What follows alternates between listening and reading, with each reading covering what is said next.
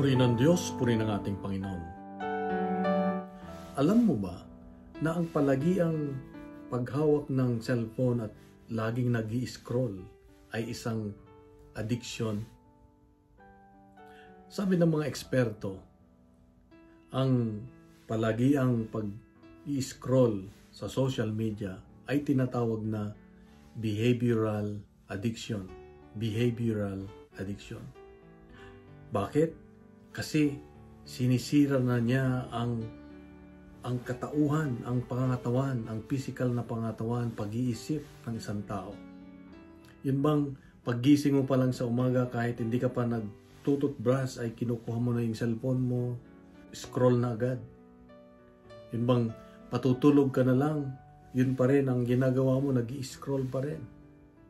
Lagi-lagi. Yun bang hindi ka masaya, parang there is emptiness pag hindi ka nag-scroll sa iyong mobile, sa iyong social media. Para bang ito yung nagbibigay sa iyo ng kagaanan sa buhay kung na-stress ka o may problema. Nawawala ang maraming oras sa iyo. At higit sa lahat, nawawala ang panahon mo sa Diyos. Nawawala yung pagdarasal na dapat tayo ay laging nagdarasal, nananalangin sa Diyos. Sabi sa Ebanghelyo ngayon ay ang aking bahay ay tatawaging dalanginan. At ang ginawa nyo ay ginawa nyong pugad ng mga magnanakaw.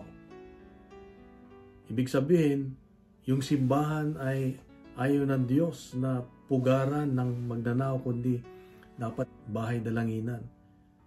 Alam mo ba, ng katawan natin ay dapat bahay dalanginan din. Dahil ito ay templo ng Diyos, ang katawan natin.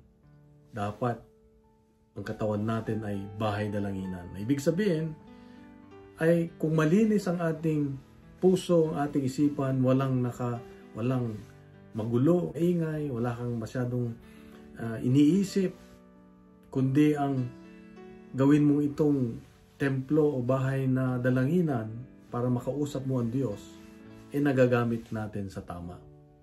Ito ang paalala ng Diyos sa iyo at sa akin ngayon, na kung mahal natin ang ating simbahan dahil nandun ang Diyos, mahalin din ang ating katawan dahil dito ang templo ng Diyos. At mahal din natin dapat ang ibang tao, huwag natin silang saktan ng kanilang katawan, lalo na dahil templo ng Diyos ang kanilang katawan.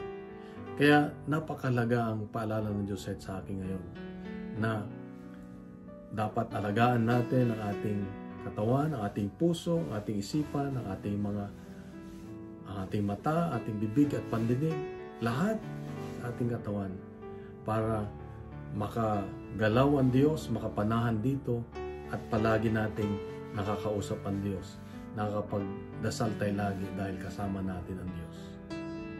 Kapatid, kung nagustuhan natin ang ating reflection ngayon, ay bahagi natin sa social media. Gawin nating viral ang salita ng Diyos. Punuin natin ng good news ang social media. Inihiling ko lang po na mag-like tayo, mag-subscribe at mag-iwan ng comments at ibahagi din itong ating reflection. Sa mapagpalang araw sa iyo at sa mga mahal sa buhay, God bless and God is good.